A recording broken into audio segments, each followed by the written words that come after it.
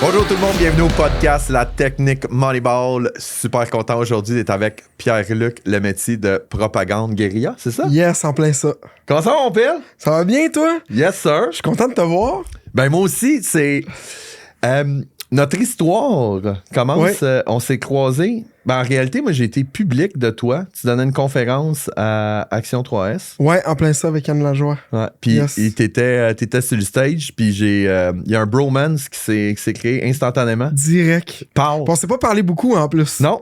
Ça a juste fait comme, hey, on a connecté direct. Puis suite à ça, c'était en septembre de l'année passée, donc ça fait à peine 6 mois.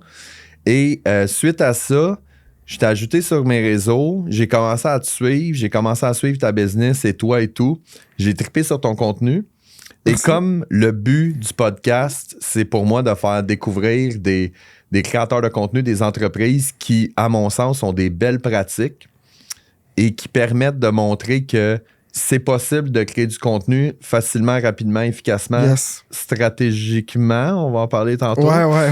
Puis, non, mais de voir que c'est un peu à la portée de tous. Puis si les gens peuvent écouter l'épisode puis sortir quelques Golden Nuggets, on est super heureux. Fait que pour monsieur, madame, tout le monde qui ne connaissent pas Pierre-Luc de Propagande, Yes. tu nous racontes-tu ton histoire de comment t'en es venu à tomber dans le branding? À lancer une agence de branding, ça a commencé avec la musique. Moi, Ok. j'étais un grand fan de hip-hop. Puis j'écoutais dans le temps du hip-hop québécois, du hip-hop américain. Puis à un moment donné, j'ai remarqué... Quelle année? On parle à partir de... J'avais 12 ans, fait qu'on parle à peu près de 2002, à peu près, que j'ai commencé à écouter. Ok, Moi, ça j'écoutais me- du Tupac, du Biggie aussi, puis... Ok, ça me vieillit un peu, là, mais Yes, ouais, ça se peut. effectivement. Ouais. J'ai 33. Ouais, moi, j'ai 41, mais moi, j'ai enseigné les Oh, classiques à on mes est gars. proche, on est J'ai proche. enseigné les classiques. Mes gars écoutent du Tupac, écoutent du Yes. Biggie, écoutent, tu sais, je me suis assuré de faire le bon travail. Là. Qui connaissent qu'est-ce qui se passait avant, puis pas juste qu'est-ce qu'il y a maintenant, là. Une hostie de chance, parce que ce qu'il y a maintenant, je veux dire, on peut faire le ménage, mais ça, c'est un autre sujet dans un sujet. autre podcast. On va en musical. faire un autre. Mais en fait, ça a commencé pas mal là, je vais te dire. Puis je faisais du rap aussi. Fait que, tu sais, j'avais du fun, j'aimais ça. Puis à un moment donné, je me demandais pourquoi le hip-hop, admettons, québécois pognait moins que le hip-hop américain. Ça pognait beaucoup moins. Là. Il y avait deux clientèles vraiment très différentes. Puis dans ce temps-là, en fait, j'ai catché de quoi? J'ai catché que avec tout ce qui était chanteur américain, rappeur américain, il y avait un brand en arrière de ça, en fait. On les voyait, ils montaient une histoire alentour d'eux, donc il y avait un storytelling, il y avait des beaux shootings photos, il y avait, dans la musique aussi, il y avait un brand, tu reconnaissais tout de suite l'artiste, il y avait des flows, la manière qu'il rappe, un flow, c'est la manière que tu rappes, il y avait une mélodie là-dedans, tout ça. On pourrait dire une ligne éditoriale quasiment, Il y là, avait, tu sais, une ben tonalité oui, 100%, de marque. Là, tu sais, il y a une tonalité de marque. Je trouve ça tellement, mais tellement intéressant ce que tu es en train de dire là. Je l'avais jamais analysé comme ça. Ah, c'est fou, là, dans la musique, c'est fou. Là. C'est pas pour rien qu'il y a certains artistes, ça fait une dizaine d'années qu'ils sont au top. T'sais, on va parler de Drake. Drake, il réinvente son brand tout le temps parce qu'il suit les tendances dans le brand musical, on va dire. Mais il reste Drake. Il reste Drake pareil, mais il arrive tout le temps avec des nouvelles affaires, puis sa musique, elle continue pareil. Puis moi, je me suis mis à regarder ça, puis j'ai fait « Aïe, OK! » Il y a quelque chose en arrière de ça. Puis c'est à partir de là que j'ai commencé à aimer le brand. Puis je faisais de la musique aussi, fait que je me suis mis à faire des instrumentales qui suivaient plus la tendance américaine. J'avais ma saveur, tout ça. Vous retrouverez ça nulle part, by the way. C'est une ancienne vie. Mais j'ai commencé à regarder ça, puis c'est là que ça a commencé vraiment mon amour pour ça. Puis plus tard, après ça, je suis parti en vente. J'ai remarqué, j'ai vendu des motos, j'ai vendu des électros, tout ça. C'est toutes des affaires brandées. En fait, les compagnies, tout ça, je me suis mis à triper là-dedans. Je me suis mis à étudier les marques. Je me suis mis à aider des amis qui partaient des compagnies avec leur logo, comment ils devraient aller. Je me suis mis à étudier la psychologie de tout ce qui est l'identité visuelle alentour d'une marque au complet. Puis ensuite de ça, j'ai travaillé dans une entreprise marketing. Puis, à un moment donné, j'étais associé là-dedans. Puis j'ai décidé de partir vraiment dans le branding parce que je voyais qu'il y avait un besoin pour beaucoup de compagnies là, alentour. Je parle beaucoup d'identité visuelle dans le besoin que je voyais au départ. Puis ensuite de ça, ben là, ça s'est amené dans la culture de l'entreprise qu'on voit, qu'on émane pour les clients puis ces choses-là aussi, là. Je trouve ça très, très, très intéressant. Puis, c'est ça. Fait autodidacte, là. Je veux dire, toi, Ouais. c'est on apprend sur le terrain puis sur le tas. Puis, ben, tu sais, je veux dire... J'étais allé me chercher de la formation, mais pas à l'école. Là. Mais tu sais, je regardais une étude qui est sortie de je ne sais pas quel institut. Fait que je vais inventer des mots, là, tu sais. C'était quoi du WSP. WSP, allez voir ça. Non, mais il disait que dans les années 80-90, la durée de vie d'un diplôme universitaire était 30 ans. Fait que ce que tu apprenais comme matière et comme connaissance pouvait te servir pendant 30 ans. Puis ils disent que maintenant, on est à 5 ans. Ah, c'est complètement fou. Puis tu sais, je l'ai vécu moi-même parce que, tu sais, de prendre des diplômés de marketing de l'université qui arrivent, tu sais, quand ils ont eu 45 heures de marketing numérique sur leur diplôme de 3 ans en marketing. Puis c'est un programme qui date de plusieurs années. Ah, c'est fou, ça. T'sais, ils se font pas enseigner comment utiliser une bonne stratégie TikTok à l'université. Là, non, fait que, on s'entend, là, ben, ouais. ils l'apprennent, mais ils l'apprennent sur le terrain, eux autres mêmes. T'sais. Puis ils en parlent pas beaucoup aussi de brand dans le... Ils en parlent, mais c'est pas ultra poussé. Ouais, mais parlons-en justement du brand parce que c'est quelque chose que je trouve intéressant. Tu sais, le brand... C'est une image de marque, c'est une identité visuelle, c'est un logo. Tu sais, moi, j'ai souvent travaillé avec des clients qui disent « Oh, on a une image de marque, voici notre logo. » Je suis comme « Ouais. » On a une identité visuelle, tu veux dire? Ouais, c'est ça. Ouais, c'est ça. Tu sais, c'est parce que le logo, c'est... Tu sais, puis j'essaie de trouver... Bon, le meilleur exemple que je peux donner, c'est Apple. Ouais. Tu sais, Apple, le logo, oui, c'est la pomme. Yes. Mais tu peux mettre... tu peux reconnaître les produits Apple partout. Tu peux voir une pub d'Apple sans qu'ils disent que c'est Apple 100%. Et tu sais que c'est Apple. Là, c'est sûr qu'on va dire que c'est une multinationale milliardaire et tout, mais ils ont réussi à travailler leur brand là-dedans. Mais il y a énormément de gens qui réussissent à se faire un brand sans avoir à dépenser des centaines de millions puis des milliers. Puis, je suis 100% d'accord avec toi. Ouais. Parce que c'est pas juste le logo, comme tu dis. Le logo, là, en fait, là, il va donner un stamp à ta marque. Fait qu'à un moment donné, tu vas le reconnaître de plus en plus. Mais les gens, ce qu'ils veulent, en fait, quand que je parle des gens, c'est les consommateurs, ils veulent s'associer à une culture, ils veulent s'associer à, mettons, une compagnie qui a des valeurs. Puis, on doit avoir le look and feel au-delà de l'identité visuelle. Quand on parle de look and feel, tu rentres dans un hôtel, l'hôtel qui va être Four Seasons, si on en a plusieurs, tu rentres dedans, la senteur, les gens, comment ils vont te servir. Quand tu rentres, le feeling, les meubles, toute la même chose. C'est le même brand. Donc, c'est au-delà, comme tu dis, du logo à 100%. Le logo, c'est vraiment, tu mets un stamp à qu'est-ce qu'il y en est, puis là, quand tu vois le logo, là, tu le remarques. Mais tu ça le déclines va... au complet. Ouais, c'est ça. Puis là, ça va au-delà, puis après ça, tu peux décliner un logo dans tout. Mais c'est vraiment culture d'entreprise. Qu'est-ce qu'elle fait, l'entreprise? Les valeurs, la mission, la vision, c'est tout ça qui va faire que les gens vont faire « Hey, je reconnais cette marque-là. » Puis le look and feel aussi, comment que tu te sens quand tu travailles avec cette marque-là. Je trouve ça le fun que tu dises le look and feel parce que trop souvent, je trouve que les gens, ils vont... Puis c'est un avantage et un désavantage, exemple, avec l'intelligence artificielle maintenant. Ouais. Parce qu'il y a des sites que tu peux aller, tu mets, bon, voici mon type de business, voici mon nom, puis ils vont te sortir des logos. Tu sais, ça se fait bien. 100%, oui. C'est capable, tu sais. C'est pas full beau, mais... Ben, c'est pas full beau, mais en même temps, si on pense dans une approche Moneyball, de dire, tu sais, d'avoir quelque chose de base pour commencer, c'est une chose, mais c'est important, comme tu dis, de dire, c'est quoi ma mission, c'est quoi mes visions, c'est quoi mes valeurs, c'est quoi tout ça pour ensuite être capable de faire le brand. Puis, c'est correct si je renchérirais à quelque chose? Non. Ouais. Tu sais, non. C'est mon show! Ouais, c'est ça. Qu'est-ce que c'est parce que je trouve ça intéressant. Quand tu startes en business, tu n'as pas nécessairement l'argent pour starter directement avec une agence. C'était ça ma question. Cher l'affaire. C'était parfait. C'était là, je m'en allais avec ma question. Moi, je suis là, je veux renchérir non, ça parce que je trouve bon qu'est-ce que tu dis. Ce que je suggère là, aux gens qui commencent, parce qu'ils n'ont pas nécessairement les budgets d'aller en agence, parce qu'en agence, premièrement, tu as 3-4 personnes qui vont travailler sur le projet. Ça coûte de l'argent. Ouais. Okay? Mais si tu startes toi-même, puis tu as besoin d'avoir un logo rapidement, tu as Canva, t'as plein de façons, tu as des freelances que tu peux aller te chercher un logo. OK? Puis aller te chercher quelques couleurs. Ouais. Renseigne-toi, c'est quoi la psychologie des couleurs, au moins savoir qu'est-ce qu'il y en est. Mais, écoute, start avec quelque chose, développe l'identité de ton entreprise, je parle au niveau de qu'est-ce qu'on vient de parler, culture, ces affaires-là, puis va faire des ventes. Ouais. Moi, c'est ça que je dis tout de suite en partant. 100%. Va faire des ventes. Moi, j'ai parti Agence Mobux, entre parenthèses, je le mets entre parenthèses, en mars 2015. Ouais. Et j'ai lancé Agence Mobux, le logo, le brand et tout ça, en novembre 2015. Fait que, tu sais, on parle, il y a 8 mois qui s'est passé entre un et l'autre. Là, ouais, Pourquoi?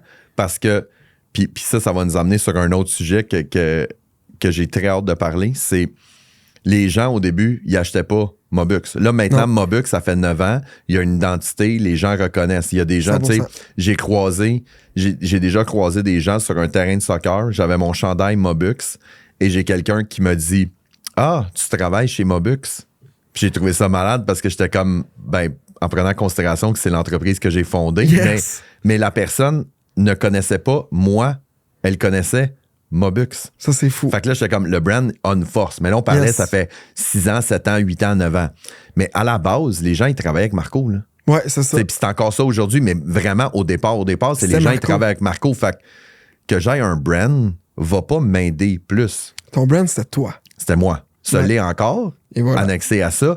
Mais ce qui m'amène à dire, commencez par avoir un bon produit, un bon service. Et voilà. Puis après ça, vous ferez un logo. Puis en plus, quand tu commences ta business, puis tu as ton produit, tu as ton service, tu commences à offrir, ben, tu vas définir encore plus qui tu es, ton identité et tout. Fait que possiblement que le logo que tu aurais fait au départ ne sera pas le même 6 mois plus tard ou 8 mois plus tard. Ce qui m'amène à une chose qui est important parce que dans ton cas, je le vois, puis moi aussi, je le vis beaucoup de même, c'est que d'un côté, il y a le brand de l'entreprise. Fait que moi, c'est Mobux, puis toi, c'est Propagande. Mais de l'autre côté, il y a le brand perso, qui est PL, qui est Marco, qui est, je pense, qui devient encore plus important que le brand business. Avant, c'était je fais un logo puis j'ai un profil LinkedIn. Ouais. Puis là, maintenant, c'est de dire je dois travailler sur mon brand personnel parce que c'est ça qui va faire que je connecte avec les gens sur les médias sociaux. Oui, et puis j'ai une bonne exemple, puis je vais y aller avec, mettons, un courtier immobilier. Quand il se présente à toi, réseautage ou à quelque part ou n'importe quoi, puis il travaille avec une bannière, mettons, Remax, est-ce qu'il se dit bonjour, je suis Remax, je travaille pour Remax? Non. Non, il va montrer sa personnalité. Puis ça vend énormément, puis je trouve que c'est un très bon sujet où est-ce qu'on s'en va, là. Au niveau de tout ce qui va être brand perso, c'est ça qui ramène, même au départ, on va le voir avec Steve Jobs. Steve Jobs a fait quelque chose de gros avec Apple. Quand il s'est mis de l'avant, ça l'a explosé encore plus. On n'arrête pas de parler d'Elon Musk. On parle beaucoup plus d'Elon Musk que Tesla. Fait que le branding personnel, je crois que où est-ce qu'on en est rendu aussi, c'est quelque chose de super important, là. Ouais, parce que moi, je l'ai. Puis t'as vu, tu sais, avant, j'avais un brand Moneyball. La technique Moneyball, j'avais un brand. Tu sais, vraiment, là, le logo, le ci, le ça. Puis récemment, j'ai retravaillé parce que j'ai vraiment associé le Marco Bérubé et Moneyball. Yes. C'est le même. T'sais. Je parlais dans un précédent podcast de dire, je suis un super-héros. Là. Ouais. C'est comme Marco Bérubé, c'est Peter Parker. OK. Puis Moneyball, c'est Spider-Man. C'est son suit. Mais c'est ça, mais je vais les mettre les deux ensemble. Parce que je peux pas les dissocier. Puis maintenant, les deux sont là. Et là, ce que ça fait, c'est que pour moi, ça simplifie énormément mon travail. Parce que du fait que j'ai pas Agence Mobux, Moneyball et Marco Bérubé, j'ai tout un mélange de. Fait que mon contenu que je mets Moneyball, il est diffusé sur Marco Bérubé. Mon contenu Marco Bérubé peut être diffusé sur Agence Mobux et vice-versa. C'est super, ça. Mais toi, là, t'as dans ta création de contenu, parce que tu utilises beaucoup tes plateformes perso. Oui, à 100%. Là, Instagram. Beaucoup, ouais. C'est quoi, c'est Instagram? Facebook que j'utilise beaucoup. Facebook aussi? Un petit peu de TikTok. Pas assez de constance, mais ça a eu déjà des retombées. C'est ça qui est fou. OK, tu as eu des retombées avec TikTok par OK. Moi, j'en ai jamais eu, là. Mais tu sais, je veux dire, chacun a son propre... Ben, encore une fois, j'en ai jamais eu. J'en ai jamais eu de concrète définie que je suis capable de dire ce lead-là, il me provient de TikTok. Là, parce que ça, c'est un peu pas le danger, mais ce qui est nébuleux des médias sociaux, là, c'est que les gens, ils disent « Ah, je t'ai vu j'ai vu ton numéro de téléphone sur ton site Internet. Mais ils disent pas qu'ils sont allés sur ton site Internet parce qu'ils ont vu ton compte Instagram. Ou, ouais, c'est ça. De où est-ce que ça part, en fait? C'est ça, mais ils le ça. savent même pas eux-mêmes. Non, c'est ça. Des fois, c'est de la pub, du reciblage, du ci, du ça. Mais j'ai pas vu de retombées concrètes. Moi, je suis très, très Instagram. Puis c'est pas vrai. Je suis Instagram, mais je suis très, très Facebook. Moi, Facebook, c'est vraiment ma plateforme qui fonctionne encore, malgré que le monde, ils disent que c'est en ralentissement puis que c'est juste les vieux qui sont là-dessus. Les Reels explosent là-dessus aussi, là. Ouais. C'est fou. Moi, comme je te dis, j'ai eu une retombée avec TikTok. J'ai une vidéo sur TikTok qui a pété à 78 000 cucs. Okay. Puis je suis pas constant, là. Fait que c'est ça qui est intéressant. Puis il y a quelqu'un qui m'a contacté, qui m'a dit « PL, j'aimerais ça faire affaire avec toi. J'ai vu ta vidéo où tu parlais de logo. Puis j'aimerais ça, il dit mon brand, mais en fait l'identité visuelle, j'aimerais ça refaire mon identité visuelle. Ma compagnie est rendue là. » Puis ça venait de TikTok. Ça a été un client. C'est quand même ironique ce que tu viens de me dire là. Parce que moi, en tant que coach formateur, j'aurais tendance à vouloir te chicaner. 100%. Parce que de dire, tu me dis que tu as eu des retombées de TikTok, mais que tu n'es pas constant. Non. Pourquoi? Parce que je travaille dans ma business. OK. Full impliqué chez Propagande. En fait, je suis pas constant parce que, premièrement, tu le sais, on est en business, on est des entrepreneurs, on travaille fort, on travaille avec notre team, on bâtit de quoi. Puis cette nouvelle business-là, en fait, de branding, ça va faire 2 ans qu'on l'a.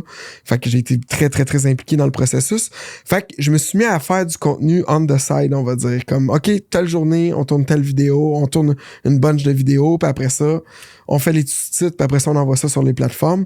J'ai jamais, puis oui, t'as totalement raison, j'ai jamais dit, OK, je vais poster, mettons, 5 vidéos par semaine sans arrêt. Mais imagine si je fais ça. Tu comprends? Mm-hmm. Parce que moi, j'ai des retombées avec Instagram, j'ai des retombées avec Facebook, puis j'ai des retombées avec TikTok. Mais ça fait des années, par contre, que je suis présent. Ma présence est là sur les réseaux sociaux. Ma constance sur les réseaux sociaux est là à chaque année. Par contre, mais j'ai pas une structure en ce moment, cordonnier mal chaussé. J'ai pas une structure à 100%, genre, mettons, OK, on poste telle vidéo le mercredi, jeudi, vendredi. Je vais poster à peu près une fois par semaine. Je suis très actif, par exemple, sur les stories Instagram, extrêmement. Ça rapporte. Ça aussi, ça rapporte. Ben, c'est il y a 2 choses que je trouve intéressantes là-dedans. La première, c'est que, tu sais, bienvenue dans le club. Là. Il y a très peu de gens que je connais, entrepreneurs, qui sont vraiment capables de dire, moi, j'ai un plan précis à tel jour, telle semaine, tant de pièces de contenu. On a tous des vœux pieux, là, que c'est ce qu'on voudrait faire et tout, mais ça. Puis la deuxième chose, ce que je réalise de beaucoup d'entrepreneurs qui utilisent les médias sociaux et qui ont du succès, c'est le go with the flow. Ouais.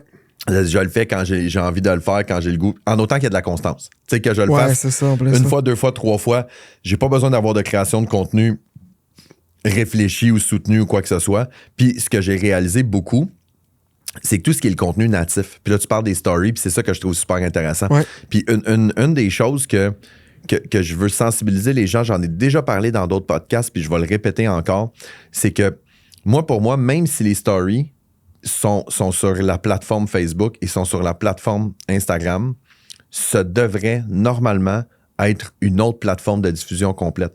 Fait que ce que tu vas publier sur ton fil Instagram, c'est une chose, mais ce que tu vas publier sur tes stories devrait être autre chose. Il y a trop de monde qui vont publier sur Instagram puis qui vont prendre leur post, vont leur mettre en story.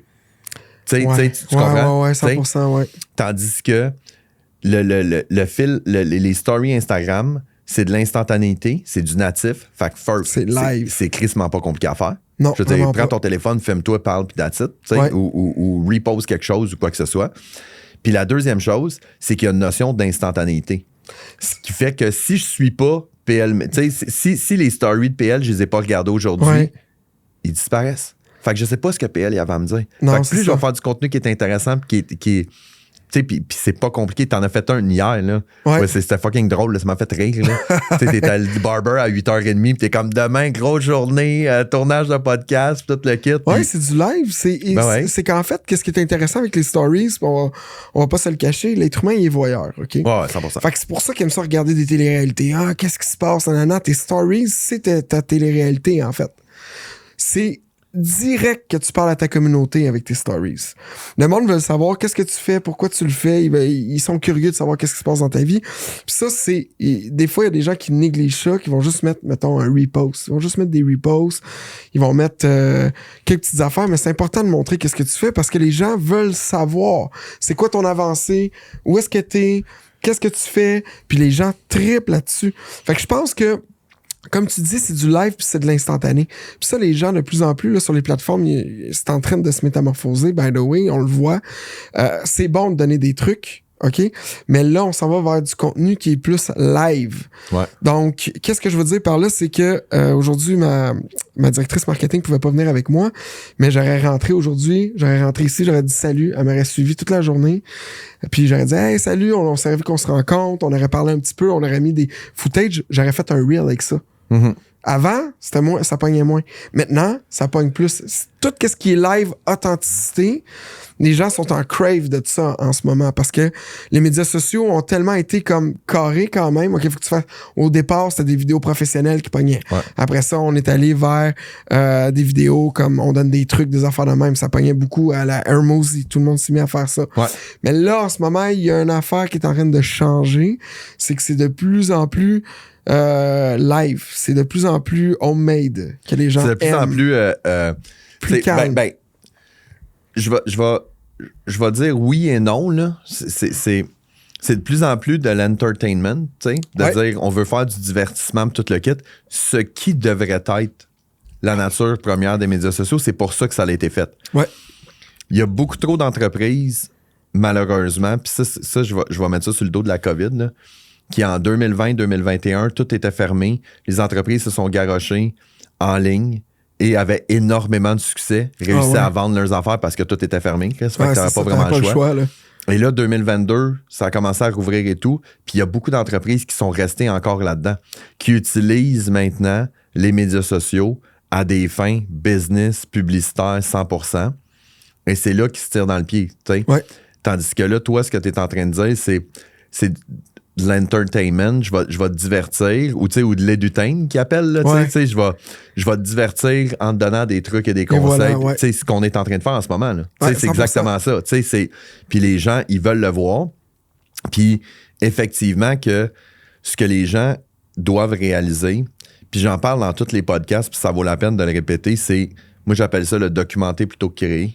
Ah ouais, j'aime ça. Fait que toi, ce que tu viens de dire, c'est ça. C'est que là, ta directrice marketing, elle ne pouvait pas venir.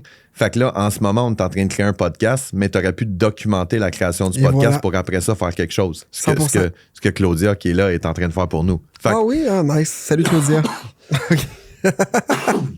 Fait que toute cette notion-là est que il faut qu'on arrête. C'est souvent aussi ce qui arrive, c'est quand on parle de brand, quand on parle d'identité visuelle, les gens sont trop souvent en train de réfléchir au fait qu'il faut que ça soit parfait.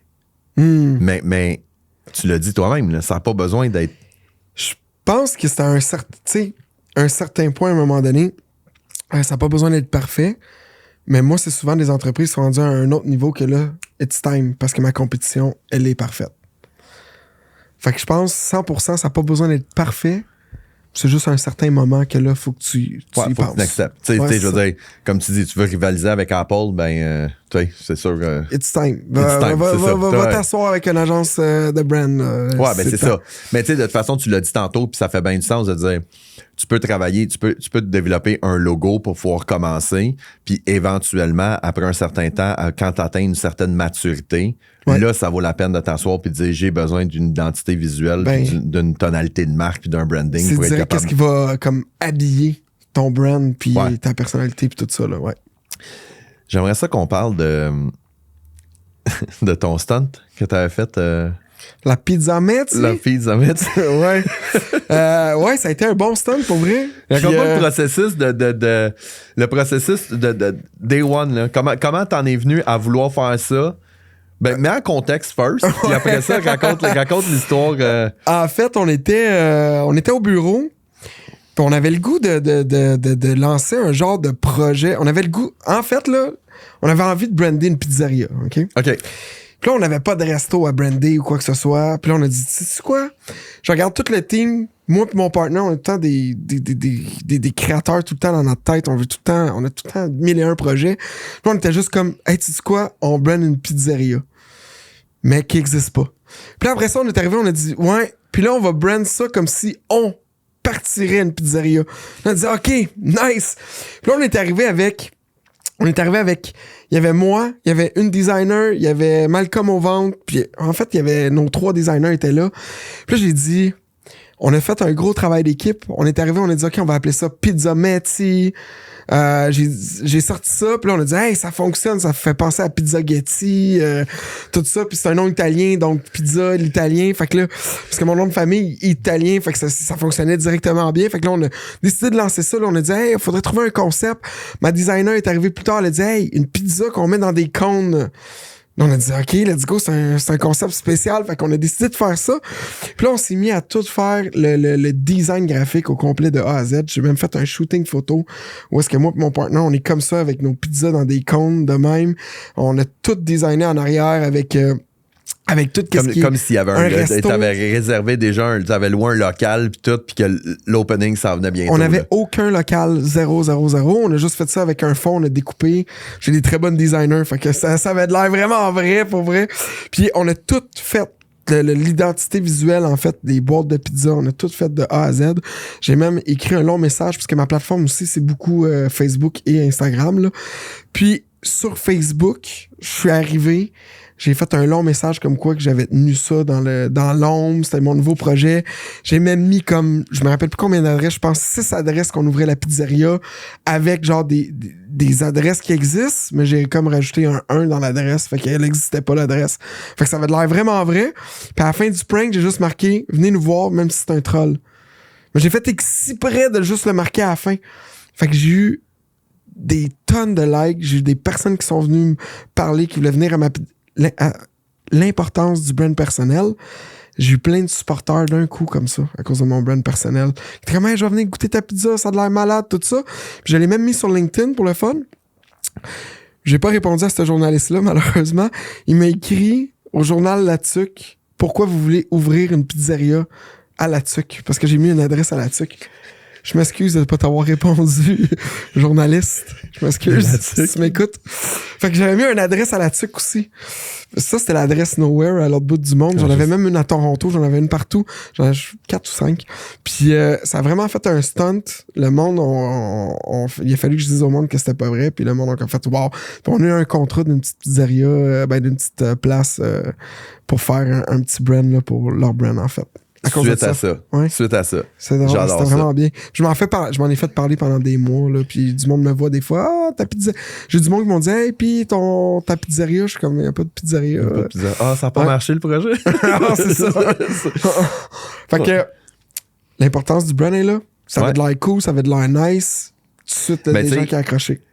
Puis ce qu'on disait juste avant, le Edutainment, là, ouais. C'est un excellent exemple. C'est dans le fond, tu as diverti les gens en racontant une histoire de ton brand de pids, mais en même temps, tu les as éduqués puis tu as démontré ton expertise parce que si les gens ils ont trippé sur le brand puis qu'ils sont prêts à venir, c'est comme la gang du marketing sont bons inévitablement en arrière de ça. C'était cool. Puis j'ai fait une vidéo après puis j'ai juste dit à quel point que c'est important de tout lire sur les réseaux sociaux parce que c'était marqué que c'était un troll dedans. Ouais. Puis là, je voyais que le monde ne lisait pas tout, vraiment pas. C'est-tu quoi, nous autres, ben,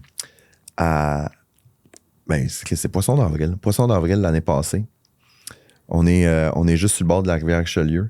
Puis Justine, notre graphiste, elle a fait un requin qui sortait genre de l'eau avec, tu sais, mais juste, tu sais, Photoshop. Oh, ouais. Mais c'est un beau Photoshop et tout. Bien là. fait. On a eu 4000 partages. Wow. Mais tu sais, le partage, il a duré comme... C'est parce que ce qui est arrivé, c'est qu'il a commencé, genre le 1er avril, il a commencé à se partager quelques centaines de fois. Mais là, le 2, le 3, le 4, le 5, le 6, le 7. Mais là, rendu le 7, le 8, le 9 avril, quand les gens ils voient ça, les gens voient pas que ça date du 1er avril. Wow, fait que les gens...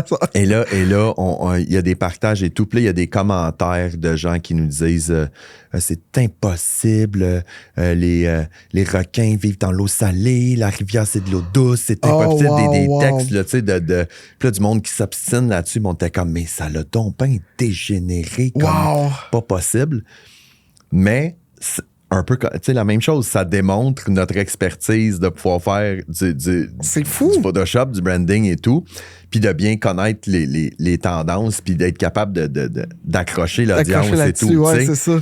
Mais ça, c'est un autre exemple de voir la facilité qu'on a à créer du contenu qui est engageant quand ça vient juste du cœur, puis qu'on a juste qu'on a envie de s'amuser. Puis nous autres, quand on a brainstorm là-dessus, là, c'était tout le monde ensemble, puis ça a sorti comme ça, là, on avait du fun au bout. Ouais, puis en plus t'as un avantage que t'as pas souvent, c'est de dire que t'as pas de limitation du client.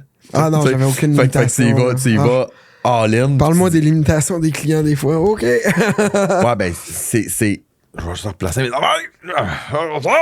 Ouais, ça se peut que moi, avec, à un moment donné... Moi, des fois, là, j'ai fait un podcast à un moment donné, puis je pense que j'étais rendu de même dans le podcast. Ça avait aucun sens, là. C'est foiré. Ça n'a pas de sens. Mais, ouais, ben, c'est la limitation du client. Ça avec, on pourrait en parler. Je suis d'accord avec toi de dire que, tu sais, des fois on est les experts, puis on a des idées, des recommandations, des trucs et tout ça, puis tu fais quoi avec ça, toi? Quand tu travailles avec un client qui est trop limité, qui est trop... Tu sais, il veut travailler avec toi pour ton côté créatif, funky, tout le kit, mais après ça, il te met des barrières. On tombe à la perte, là. Non, c'est vrai. En fait, ça va être il faut que tu trouves une façon de dealer avec la personne, puis des fois, il faut que tu acceptes qu'à un moment donné, le projet... C'est son projet. C'est son projet. Ouais, je comprends. Ça arrive pas tout le temps, parce que la plupart des gens vont venir te voir pour ton expertise, mais il y a certains clients qui ont un petit peu de misère avec ça des fois, sont plus limités, ces choses-là. Donc, à ce moment-là, il faut que tu acceptes ça, puis t'es comme, OK, c'est peut-être pas un projet qu'on va montrer, en fait. Mais tu sais-tu quoi? Puis c'est le fun, c'est parce que j'ai réfléchi en même temps à ma réponse à la question. Puis, le brand personnel. Ouais. Le brand personnel va m'aider énormément. Tu sais, moi, le monde qui me voit sur les médias sociaux, puis qui me voit en conférence, puis qui me connaissent, tu sais, je suis pas veston-cravate, je suis pas vouvoiement, on n'est pas, tu sais... Je te comprends. Fait inévitablement, quelqu'un qui veut travailler avec moi puis avec ma gang, tu le sais à quoi t'attendre, là. Ouais, 100%. Si tu viens travailler avec moi puis tu veux travailler sur quelque chose de structuré, organisé, professionnel, épuré, tu sais, oublie ça, là. Non, c'est pas comme ça que ça fonctionne. On est pété, là. On a du fun puis on tripe tout le kit puis on n'est pas... Le carré de sable, là, je te le dis, il va y avoir du sable en dehors, là. C'est sûr, là, tu sais. en plein ça. Fait que mon identité de marque fait que les opportunités que je génère, ben, sont toujours des opportunités qui sont en accord avec qui je suis parce que je filtre. Il y a un premier tamis qui est là. Tu me fais penser à quelque chose. La plupart des clients qu'on a plus de misère, c'est des références. Parce que nous, on travaille beaucoup avec... Très, très hot. Tu viens de me faire penser à quelque chose, là. Puis là, je pensais à toutes les... La plupart des clients, c'est mes partenaires qui me les amènent, que c'est... Il y a tout le temps... pas tout le temps. Fait que c'est pas du monde qui vous ont choisi, puis c'est pas du monde qui c'est du monde qui vous sont référés. Va travailler avec eux autres, ça va bien aller, mais... En plein ça. Ah, c'est intéressant, ça. Ouais, la plupart, là, si j'y pense, ça ressemble à ça un petit peu. Parce que la plupart des gens qui viennent me voir, « Hey, PL, je veux travailler avec toi », on arrive avec des identités de marque, c'est de même.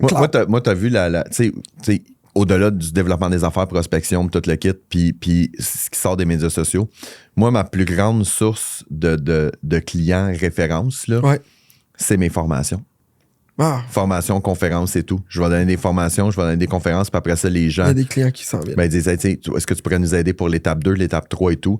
Fait que moi, je suis dans la ligne éditoriale puis dans le brand à côté, là. Parce que, tu sais, la personne qui m'appelle, qui a suivi ma conférence pendant 3 heures, c'est ça qu'elle veut. Elle sait que je vais sacrer de temps en temps puis que je fais des jokes plates, tout le kit, tu sais. Mon ADN, bon. Là, tu le sais très bien, là. La comprends, tu le fais à côté, là, tu sais. Yes. Fait que, mais au-delà de, tu sais, là, on a parlé de ta création de contenu, comme tu m'as dit, c'est go with the flow, pas trop structuré, tu fais beaucoup de stories pour rester en contact avec ton audience et tout. Tu utilises Facebook dans une démarche parce que c'est une plateforme qui va te chercher des du reach quand même. Ça va me chercher quand même beaucoup de reach. On parle de stories. Quand que je vais faire un post, admettons, parce que moi, je fais pas juste des vidéos. Des fois, je m'en vais prendre des shootings photos. Je suis un gars qui aime beaucoup la philosophie, le développement personnel, le mindset. Fait que je vais parler de ça aussi. Fait que, tu sais, je fais pas juste parler de brand.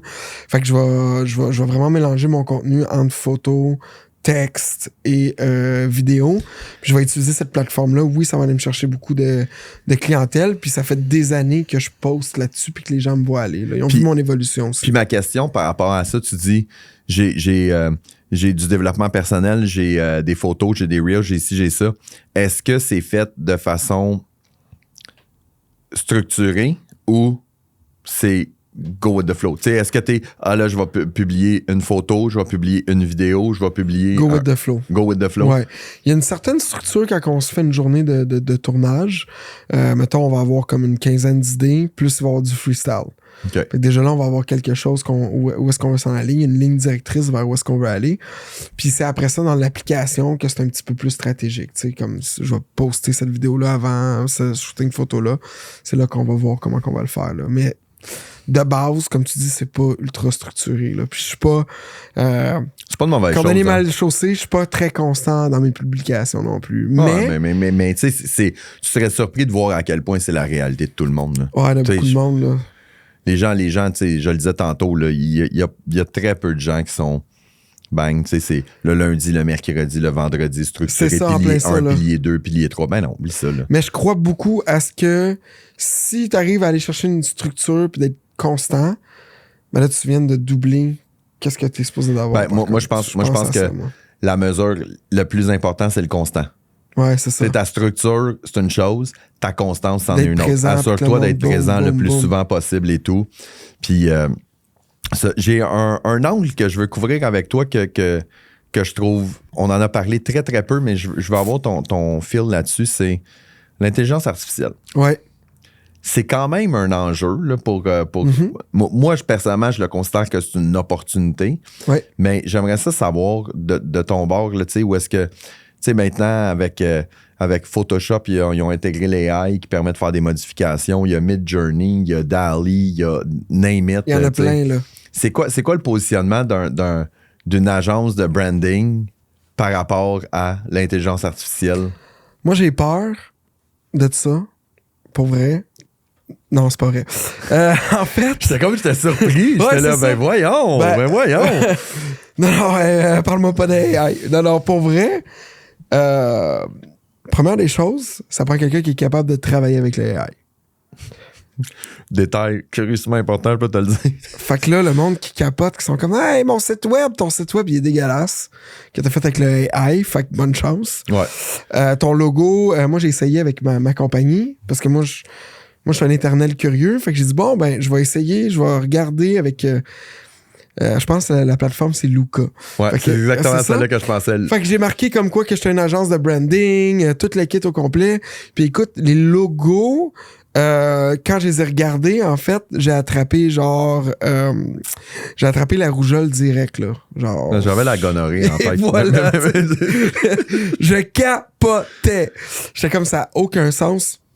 Fait que c'est pas premièrement, pour ceux qui ont peur, c'est pas prêt encore. Ouais.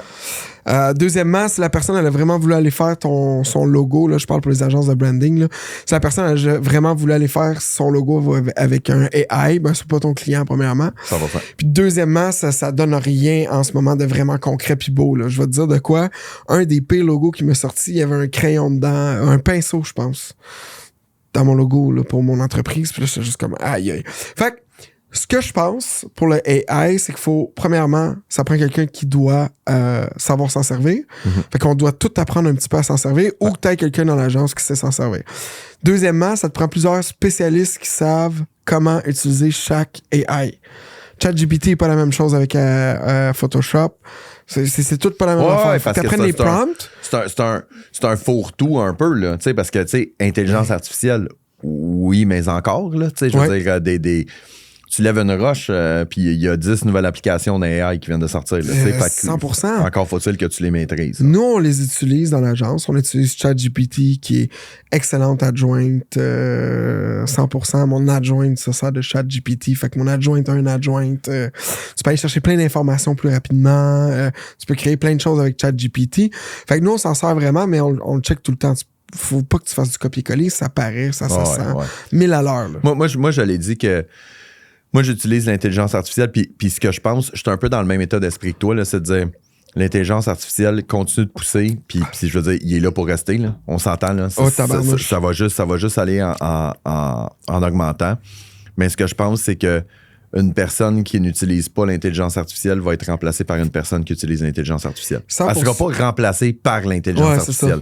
Puis moi, mettons, dans la création de contenu, parce que oui, on utilise ChatGPT pour la création de contenu, mais on va l'utiliser dans un... Moi, je vais dire mettons, un 10-90. 10% du temps, tu vas le prendre pour ton idéation, ta conceptualisation, pour définir mes idées. D'aller chercher une coupe d'affaires. Après ça, j'ai un 80 qui est de l'humain qui va mettre 100%. de l'humanité, de l'humour, du ci, du ça.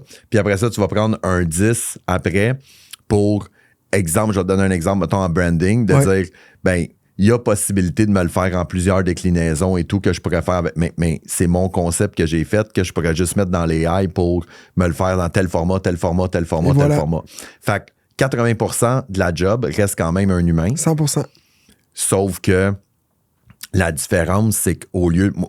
Moi, ma réalité par rapport à l'AI en tant qu'agence, là, c'est que, je vais te donner l'exemple. Si avant, je chargeais 2000 pièces à un client, puis que mon cost c'était 1200, mettons. Ouais. Ben là, maintenant, je suis capable de charger 1500 au client, puis mon cost c'est 500. Il est beaucoup moins cher, tu vas chercher plus d'argent. Fait que le client paye moins cher, ma marge de profit est plus grande. Ouais, 100%. Win-win. Tout le monde est content là-dedans, tout le monde gagne. C'est comme ça qu'il faut le voir aussi. Mes designers vont se servir du AI avec Photoshop. Mais il faut pas avoir peur encore une fois, parce que des fois, Photoshop, dans le AI, tu sors des affaires, t'es juste comme, oh, mais là, comment que tu l'arranges? Quelqu'un qui sait pas Photoshop peut pas utiliser ça. Non, 100%. Fait que je pense que ça l'apporte, oui, tu peux baisser au niveau de combien tu vas charger. Tu peux aller chercher plus de profit, mettons, au niveau du cost en plus de ça, puis tu peux améliorer tous tes processus avec les AI, je crois. Moi, c'est devenu. Moi, l'AI, c'est devenu un moteur de recherche. Là. Avec 100%. Je l'ai réalisé que, tu sais, je vais chercher quelque chose, une réponse ou une question, et là, je vais aller sur ChatGPT, il va faire le tour de tout l'Internet au complet, il va aller chercher toutes les réponses possibles, puis il va m'en faire une synthèse. Et voilà. Ça facilite la vie en tabarnouche. 100%. Sauf qu'il va y avoir beaucoup de métiers, puis même dans notre domaine, qui vont être remplacés à un moment donné. Mais, taxi, Uber, dans le temps, t'avais un gars qui allumait des lampadaires avec du feu. Ouais. Ça n'existe plus maintenant. Ça se fait automatique. Fait que c'est normal. Ça fait it's part of. Moi, je vais sortir la bonne vieille phrase de Moneyball, justement. Ouais. Adapt or die. Et voilà. Sinon c'est terminé. C'est ça. On est exactement là. Puis, tu sais, c'est un peu. Tu sais, puis c'est drôle parce que on est sensiblement dans la même ère des médias sociaux. Tu sais, quand les médias sociaux sont arrivés, t'es comme, moi, je crois pas à ça, les médias sociaux, des photos de chats, puis tout le kit, puis disais, OK, moi, j'ai pas de problème avec ça. Mais les entreprises qui étaient pas sur Internet, puis qui étaient pas sur les médias sociaux, quand la COVID a pété, là, Chris, du jour au lendemain, tu y croyais en assis aux médias sociaux. Tout d'un coup, il y avait des brands personnels qui étaient en train de se faire. Ah, ben oui. Parce qu'avant. Des Facebook Live. Oui. Il y en avait-tu? Et voilà.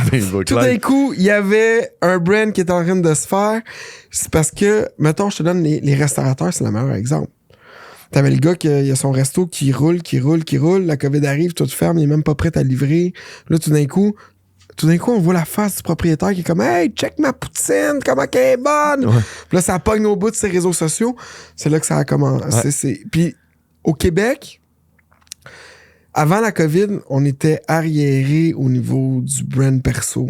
100%. Sincèrement, extrême. Puis je parle pour moi, je parle pour... Tu sais, je pense que je vais le dire... C'est là que ça a pété, là. Je vais le dire de façon non scientifique, là. Mais tu sais, je pense que le précurseur québécois du brand personnel sur les médias sociaux... La COVID. Hein? La COVID? Non, pas la COVID. Non, c'est Olivier Primo. Ah, 100%. Olivier Primo a 100%. mis la place. Puis après ça, tu commences à en avoir. L'autre qui me vient en tête, c'est François Lambert. Ouais, tu sais, qui sont des gars fait. qui ont bâti leur brand, leur nom numérique. Et je trouve que c'est l'exemple qui est le plus le fun. Puis après ça, tu as eu des Nicolas Duvernois de ce monde, des Étienne Boulay de ce monde qui sont... Là, on nomme des noms de personnes qui ont tous des business, mais la business devient secondaire. Ouais. Parce que tu adhères à la personne, à ses valeurs, à ça. Ouais. Fait que si moi, j'arrive, puis moi, j'ai un beau crowd, puis que j'annonce demain que je me pars un concessionnaire de char à Belleuil, ben j'ai quand même un crowd, puis les gens qui me connaissent, qui me suivent, puis qui adhèrent à ma philosophie, puis tout ça, ils vont m'acheter des chars. Ils vont venir m'acheter des chars pareil. C'est pas ça le plan, là, juste rester focus. Là. Ben, moi, j'ai ma pizzeria. Là. Ouais, c'est ça. Mais oui, 100%, ça a été vraiment... je pense qu'Olivier Primo, c'est un des... Il fait ça fait longtemps. Ben oui.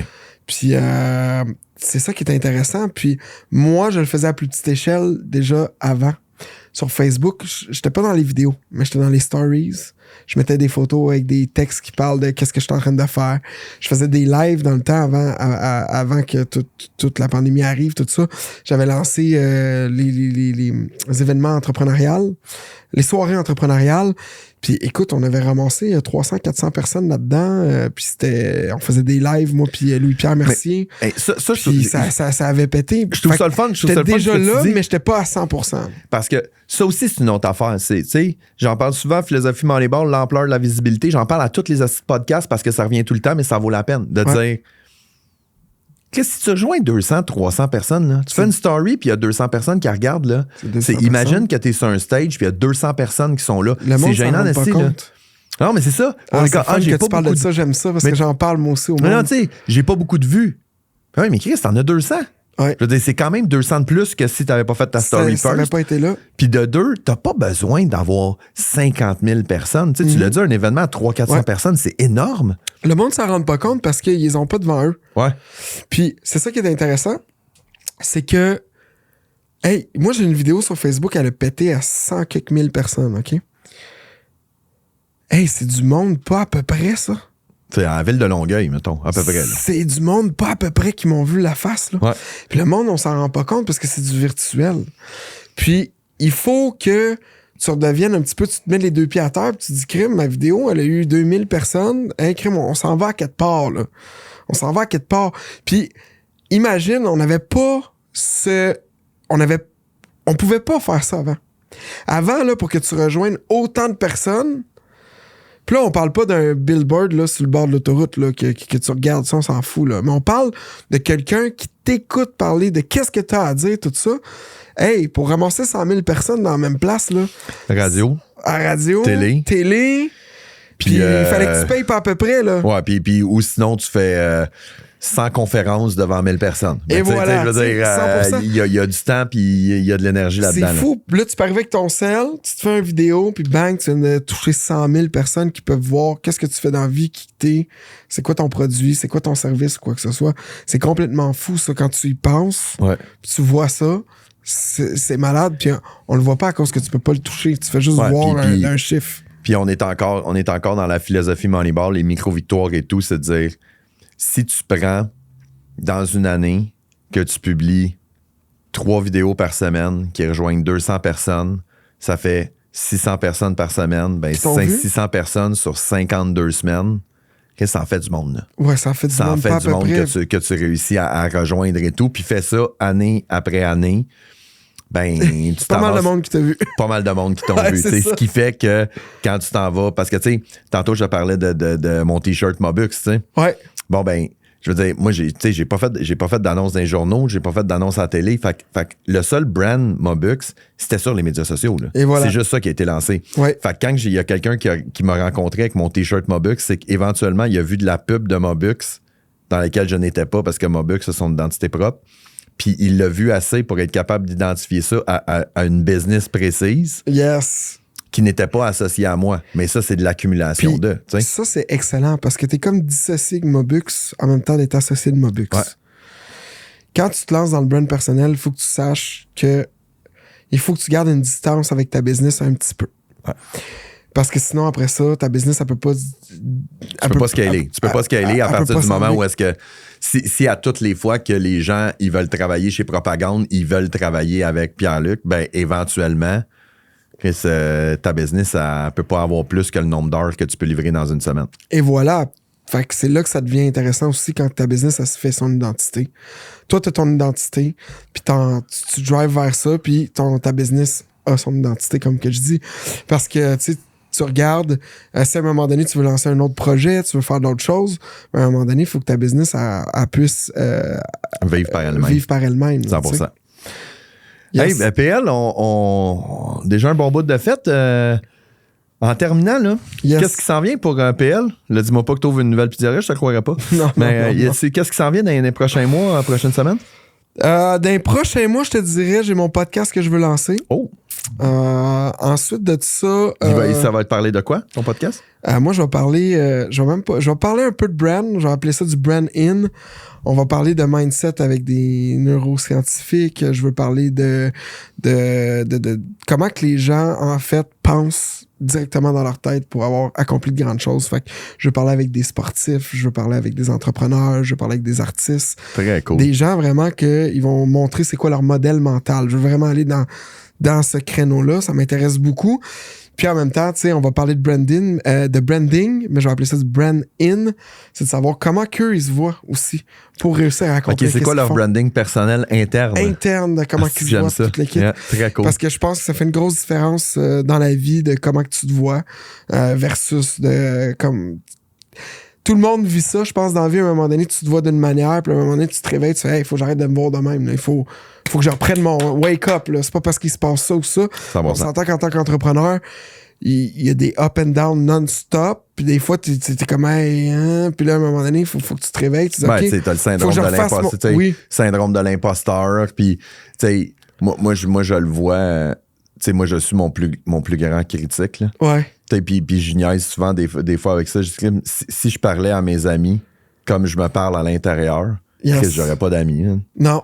Non, c'est fou, là. J'ai fait mon show de radio, puis premier show de radio que je faisais, puis j'ai fini, j'ai comme, tabarnak, man, c'était pas ça coche ton affaire. Bon. C'était en mien, puis j'étais comme, OK, jamais mon ami ferait son premier show de radio, il m'appelle, puis il dit comment que c'est, je dirais, man, t'avais l'air pogné, t'étais pas super à l'aise, tu gérais mal ton flow, pis t'es comme, c'est vraiment super sympathique, il m'appelle plus jamais pour un conseil, c'est sûr et certain. Impossible. Mais après ça, ami, par contre, après ça, d'avoir parlé avec d'autres mondes qui disent, Chris, c'était fucking bon, t'étais vraiment bon, c'était bon, pis là, t'es comme, ouais, c'est bizarre, hein? C'est fou, hein, quel point, moi, la première conférence que j'ai donnée,